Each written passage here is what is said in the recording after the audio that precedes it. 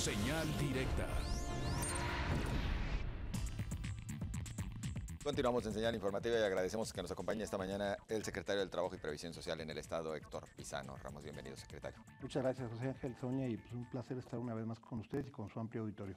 Y para seguir platicando acerca de lo que viene con esta reforma laboral y además, bueno, de diversas actividades, el secretario casi no anda por el Estado, casi nada trabajando en el Estado. Señalaste un tema importantísimo, el tema de la reforma laboral que avanza.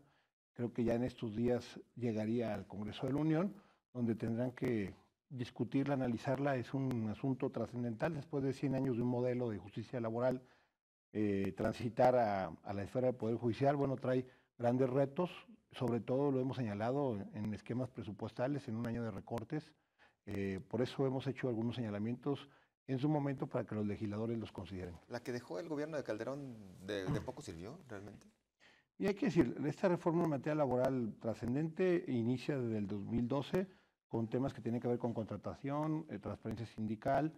Esta reforma que plantea Enrique Peña Nieto a partir de abril de 2016 es un salto no nomás cuantitativo, sino cualitativo, porque, insisto, cambia totalmente el modelo de impartición de justicia laboral, de administración, control y registro de los contratos de los sindicatos, y plantea la creación de un OPD que tendría que ver con el esquema de la conciliación. Entonces, desde luego que sí, es mucho más trascendental, es técnicamente estructural, porque de tener un modelo tripartita que imparte justicia a través de representantes de patrones, trabajadores y el Ejecutivo, pasa a la esfera del Poder Judicial, donde un juez en materia local o un juez en materia laboral, federal estarán impartiendo la justicia laboral, lo cual implica toda una transformación académica, estructural, de manejo de los propios sindicatos, los patrones, porque van a perder una representación donde opinaban y resolvían.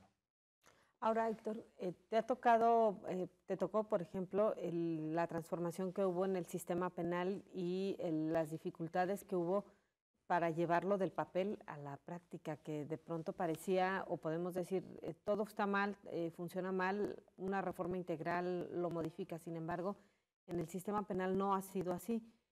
¿Qué riesgos corremos en la parte laboral con esto? Como tú bien señalas, Sonia, y seguiste el tema día a día, la reforma penal se planteó a 8 años, un proceso bastante amplio que hoy, después de que se ha culminado, que nos tocó afortunadamente participar en el tema legislativo, vemos que apenas se está concretando y veremos en su momento la consolidación con una serie de problemáticas interesantes, importantes y sobre todo con grandes retos económicos, de capacitación y sobre todo de asimilación por parte de todos los actores o operadores, como se les llaman. La reforma laboral se está planteando a implementarse en un año. Por eso hemos hecho, en los foros que hemos tenido, Jalisco ha sido el estado que se metió a un debate de lleno con los actores, representantes de las empresas, de los trabajadores, de las instituciones educativas, para escuchar a todos y tratar de abonarle a que esta reforma fuera una reforma virtuosa. Más que oponernos a una reforma, lo que queremos es que sea una reforma integral y que aprovechemos este momento de que una reforma que se plantea después de 100 años del modelo y después de 46 de una ley que no se ha modificado, la Ley Federal del Trabajo, pues que aprovechemos este proceso para que la reforma sea total y que nos permita realmente trascender. ¿Qué tenemos como retos? Insisto, un asunto presupuestal. Ayer la presidenta de la Junta Local de Ciudad de México decía que ellos contemplaban 1.200 millones solamente para poder implementar ese sistema para el 2017 en la Ciudad de México. Yo creo que es exorbitante la cantidad, pero estaremos hablando de... Pero no debe estar, por ahí debe andar más o menos. Jalisco por lo menos debe estar en un reto, hemos planteado sobre la mitad, ponle, de 300 y 500 millones en la mejor de los casos, pero son adicionales, Sonia. Y hoy que estamos hablando de recortes, por eso nuestro acento en la preocupación, que sí se diga de dónde y cómo, si no los estados nos vamos a quedar con un problema que no es lo más recomendable cuando Jalisco tiene una paz laboral, que es lo que y es lo que yo quisiera subrayar. Jalisco en los últimos 3 años, si algo ha podido presumir, es que tiene un ambiente de paz laboral, es decir, donde no hay un conflicto y un estallamiento de conflictos. Las huelgas son las que miden la paz laboral, ¿no? ¿Cuántas huelgas ha habido? El año pasado solamente una estalló de casi 6.700 solicitudes, este año de casi 6.000. Que no son las que mide, dice que están a punto de estallar, ¿no? ¿Perdón?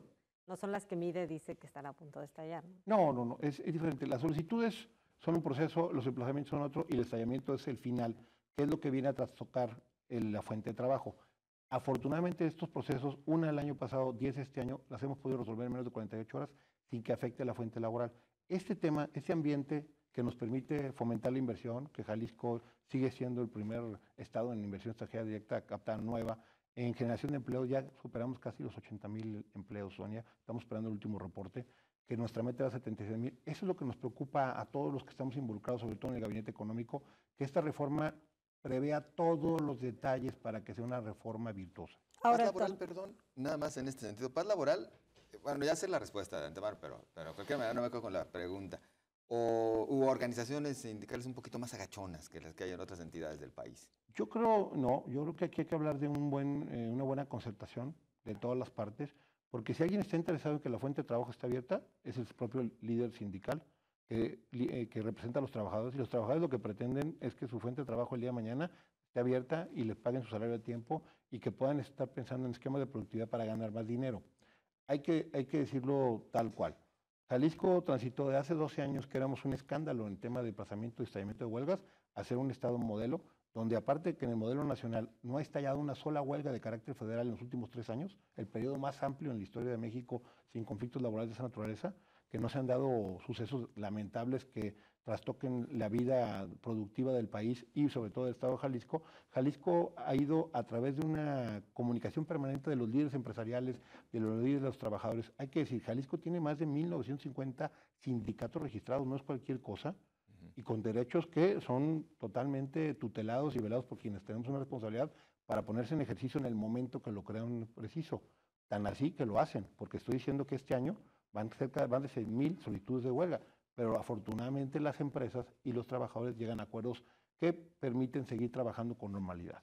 Ahora, Héctor, hay algo que sigue siendo un hecho, que es la corrupción en torno al sistema de justicia laboral. Lo hemos platicado varias veces sobre algunos hechos concretos, sobre cómo funciona, lo que había denunciado tu antecesor con respecto a cómo había una especie de complicidad entre trabajadores de las juntas y pues quienes se dedican a la presentación de demandas.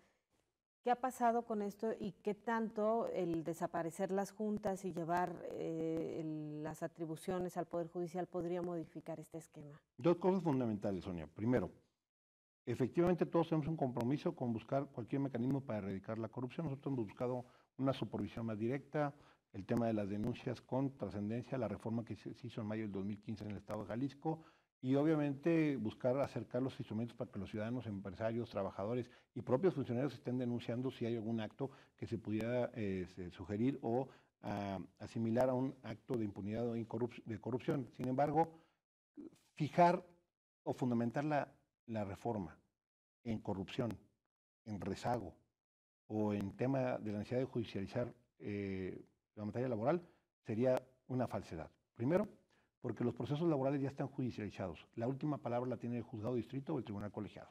Es primero. 2, el tema de la corrupción no es un tema de las instituciones, es un tema de las personas. Y no creo que haya otro poder y otra institución que esté exenta del tema de un señalamiento de corrupción.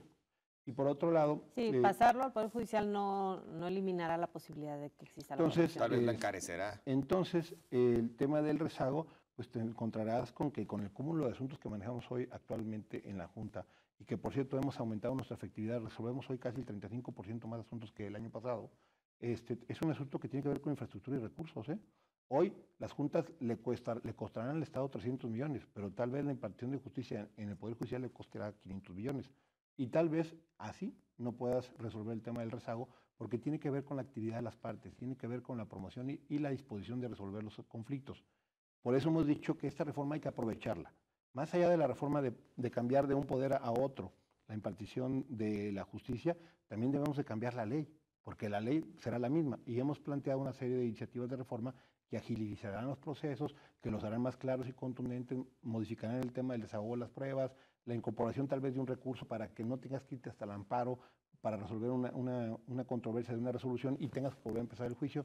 En fin, lo que hemos dicho es aprovechemos esta reforma que planteó el señor presidente, que los señores senadores ya aprobaron y que está hoy en el Congreso de la Unión, para que la reforma sea integral, sea completa y que entonces podamos pensar que cuando termine este proceso legislativo tengamos el instrumento y una nueva institución que nos permita avanzar, primero, a tratar de acotar cualquier viso de posibilidad de participación en un acto de corrupción, que se puedan acelerar los procesos y sobre todo que tengan certidumbre. porque ni el trabajador ni el patrón pretenden que los asuntos se alarguen. A ninguno de los dos les conviene. Normalmente eran prácticas y tácticas de quienes tenemos el litigio como una vocación y que a veces la propia ley no lo permitía para poder en los procedimientos alargarlos o complicarlos. Claro. Tocas un punto importante que es el tema de la reforma a la Ley Federal del Trabajo, que pues no hay mucha claridad con respecto a cómo se toca, ¿no? De hecho, en este proceso lo único que se ha tocado es el artículo 107 y 123 constitucionales. Hoy, a la fecha, Pero no hay un tendría solo que proceso. venir, ¿no? Por eso nosotros en nuestra propuesta, a través del Comité de Evaluación y Seguimiento de las Políticas del Trabajo, hicimos 6 foros y mandamos más o menos unos 3 compendios de documentos que se recabaron de todas las propuestas de todos los que participaron para que tanto la Secretaría del Trabajo, los senadores y los diputados tuvieran elementos para ir planteando una reforma que tendrá que ir acompañando esta constitucional, que es la reforma secundaria, para tener la certeza de que la reforma no quedará en eso, de pasar de un poder a otro la implementación de la justicia, porque entonces no tendríamos un resultado favorable. Claro. Es inevitable en nuestro país que en el año previo a las elecciones se empiece a contaminar todo. ¿Hay tiempo para sacar una reforma laboral sin que se contamine con el proceso? Yo he visto que esta reforma está avanzando a pasos acelerados. Inició en abril, ya salió del Senado. Te aseguro que en noviembre saldrá de la Cámara de Diputados y lo que seguirá será el proceso de las legislaturas locales para obtener la mitad más uno. Pero esto solamente es este proceso constitucional que te he planteado, donde es solamente transferir al Poder Judicial la justicia, crear un órgano centralizado a nivel nacional que maneje todo el tema de los sindicatos de control, registro y un OPD que tenga que ver con la conciliación. Esa es la reforma que en este momento está planteando. Ahí todos tendremos algo que decir, pero hasta el momento ha habido un consenso, una concertación de todas las fuerzas políticas, salió por unanimidad en el Senado, no hubo ni siquiera abstenciones. En un cuarto año de gobierno federal creo que no es cualquier cosa este esquema de concertación. Todos le están abonando a que esto le sirva al país, tiene que ver con un esquema de los acuerdos internacionales que tienen en México, que es el único país que permanece con este sistema, que yo insisto que a la fecha funciona. En el tema de la corrupción, volvemos a decirlo, ahí participábamos 3 para resolver, el Ejecutivo, un representante patronal y un obrero. En el otro sistema será uno el que resuelva, con lo bueno y lo malo que puede tener esta circunstancia. Claro. ¿Cuándo habría que prever recursos para la puesta en marcha de esta y si le tocarían a la Federación, por lo menos para ponerlo en marcha? Por la celeridad en la que va la reforma, por eso ayer nuestra presencia en el Congreso, cuando estaba en esta reforma reforma integral judicial que se convocó, y participaríamos en las mesas para a los diputados decirles que vayan previendo, porque no obstante lo que resuelve a nivel federal, los diputados locales deberán de preverlo. Ayer se entregó el paquete va en los términos del presupuesto como hoy estamos operando.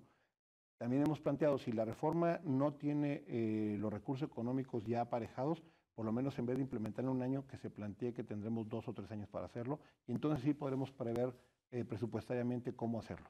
Muy bien, pues muchas gracias como siempre, Héctor. Gracias, Sonia, gracias, Ángel, y a todo el auditorio.